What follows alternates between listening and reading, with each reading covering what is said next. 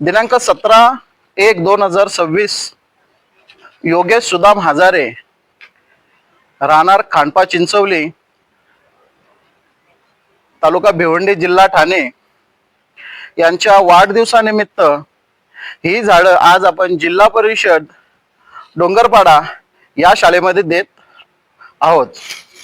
धूलधुलेचे हवेचे प्रदूषण टाळण्यासाठी आपण जी एक मोहीम उभी केली आहे ती मोहीम आदरणीय रतनजी टाटा यांच्या नावाने निसर्गप्रेमी संस्था या संस्थेअंतर्गत ही मोहीम आपण राबवत आहोत।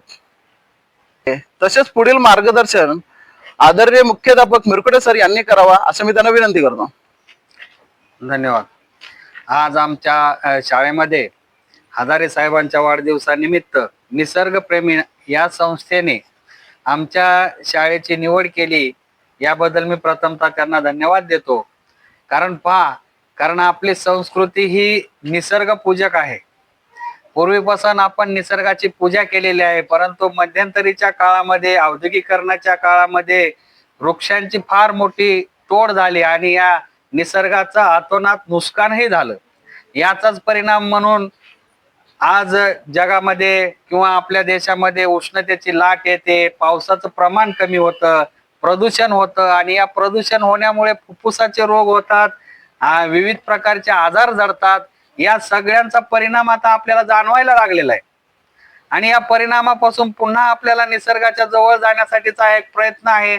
निसर्गप्रेमी ही संस्था आदरणीय आपल्या देशाचे एक श्रेष्ठ असे उद्योजक रतनजी टाटा यांच्या माध्यमातून या ठिकाणी या निसर्गाच्या जवळ जाण्याचा प्रयत्न या वृक्ष लागवडीच्या माध्यमातून करत आहेत, जेणेकरून प्रत्येकाला आपल्या वृक्षांविषयी, आपल्या निसर्गाविषयी आणि आपल्या आजूबाजूच्या परिसराविषयी ज्ञानही झालं पाहिजे आणि प्रेमही मिळालं पाहिजे आणि निसर्गावर प्रेमही करता आलं पाहिजे। या उद्देशानं आज आपल्या शाळेतील सर्व मुलांना या निसर्गप्रेमी संस्थेकडून वृक्षांचं वाटप करण्यात येत आहे। हे वृक्ष म्हणजे काही साधे सुधे वृक्ष नाहीत, कारण या वृक्षांची जोपासना करण्यासाठी हजारो वर्षांचा काळ निघून गेलेला असतो आणि आपण एका झटक्यामध्ये तोडतो, बरोबर आहे की नाही।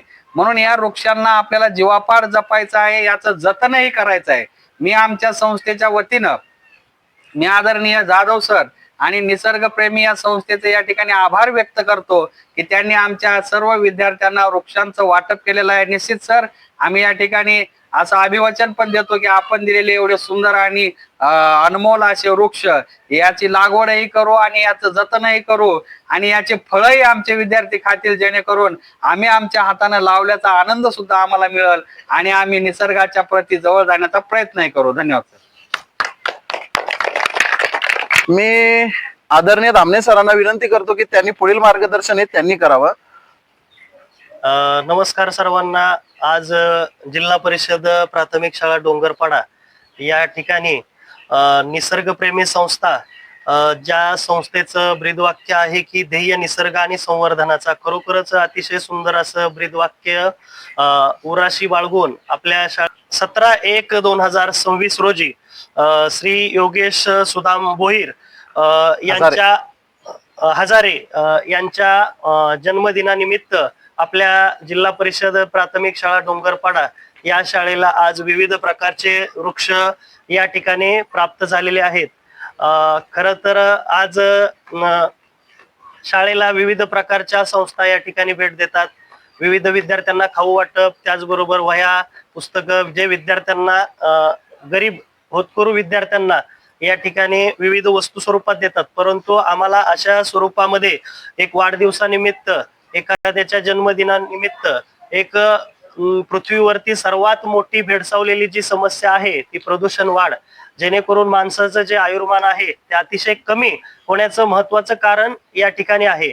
अशा या पृथ्वीवर जर ऑक्सिजनची पातळी किंवा या माणसाचं आयुर्मान वाढवण्यासाठी एक अतिशय सुंदर असा वाढदिवसाच्या निमित्त उपक्रम आपल्या शाळेमध्ये राबवण्यासाठी जाधव सर, दीपक जाधव सर आपल्या शाळेमध्ये विविध प्रकारचे वृक्ष घेऊन आलेले आहेत। यामध्ये प्रामुख्यानं आवळा असेल, पेरू असेल, चिक्कू असेल, फणस असेल, आंबा असेल, त्याचबरोबर जांभळाच्या विविध जाती या ठिकाणी आहेत।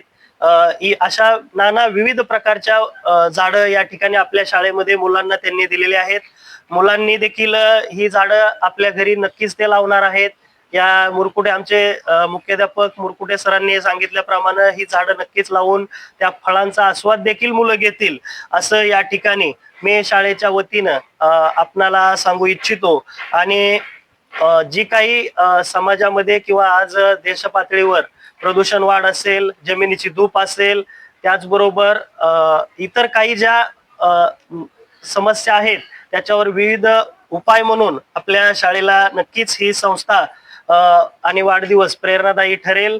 याबद्दल उपस्थित जाधव सर यांचं मी शाळेच्या वतीनं आणि समस्त ग्रामस्थांच्या वतीनं, त्याचबरोबर शाळा व्यवस्थापन समिती, त्याचबरोबर इतर संस्थेच्या वतीनं देखील मी यांचं या ठिकाणी आभार व्यक्त करतो. आणि सर्व विद्यार्थ्यांच्या वतीनं आपण त्यांचं टाळ्या देऊन आपण त्यांचं स्वागत करूयात. आणि या ठिकाणी मी माझं मोजके असे 2 शब्द संपवतो. मला या ठिकाणी बोलण्याची संधी आपल्या कार्यक्रमाच्या निमित्तानं मिळाली, त्याबद्दल मी या ठिकाणी आपल्या संस्थेचा आभारी आहे. धन्यवाद. धन्यवाद सर, तुम्ही अतिशय चांगल्या प्रकारे मार्गदर्शन केलं आहे. मुलांना आणि देशातील सर्व नागरिकांना प्रत्येक जण आपल्या निसर्गाची काळजी घेतील अशी मी अपेक्षा ठेवतो. धन्यवाद.